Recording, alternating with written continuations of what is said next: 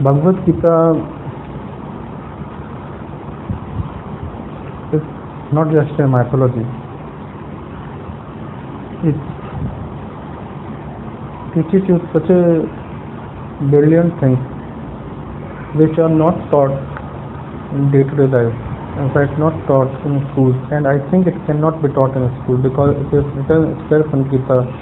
The Bhagavad Gita is a secret book, sort of a secret,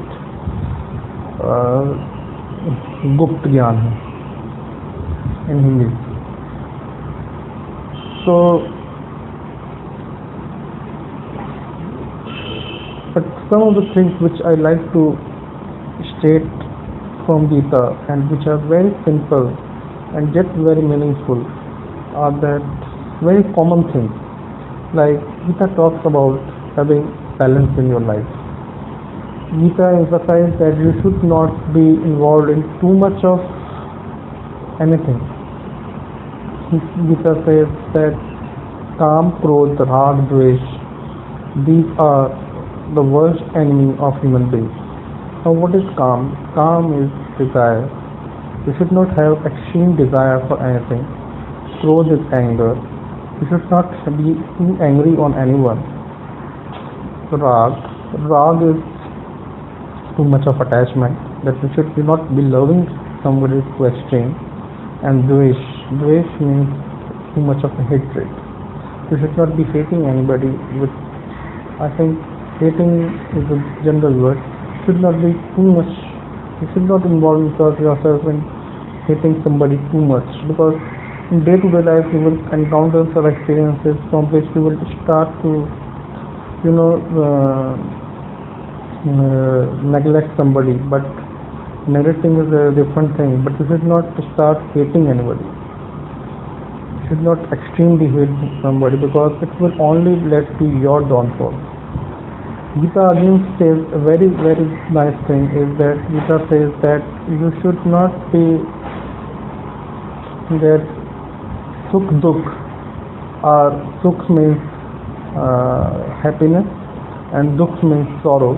So the sukh dukh are like seasons, like spring, like summer, and Sri Krishna tells to Arjuna that happiness and sorrow are like weather. They come and they go. And like we tolerate weather, we should learn how to tolerate our sorrows and our happiness. We should not get too much of excited and getting something, and we should not get too disappointed in not getting something.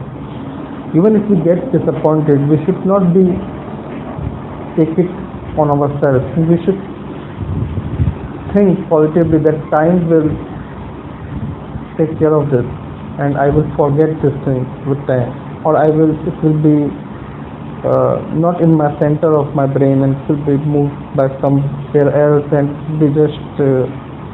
there will be a piece of it, but it will not occupy the center of attraction. That's what it means. Gita emphasizes also on food, because food is the fuel for our body. I always tell my colleagues regarding this that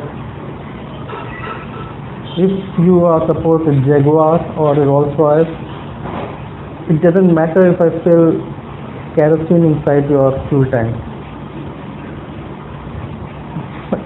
Which means that I want to say that if I fill kerosene inside a Jaguar or Rolls Royce, it will not work effectively.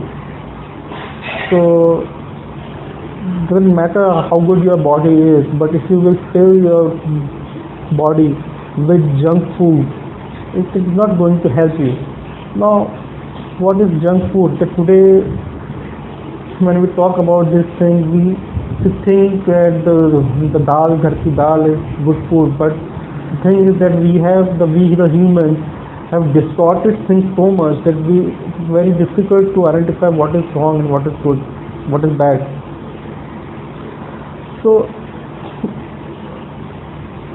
like dal even if you take the example of the rice, today the rice we eat at home generally is polished rice, which is of good for nothing. By eating the polished rice, I used to feel sleepy and I didn't know what was the replacement for it. I used to think that there is something wrong in me. The problem was that there was not something wrong in me. The wrong was in the food. When I replaced that rice with parboiled rice, my condition improved. Similarly, when I replaced the wheat with sorghum or pearl millet, my condition improved.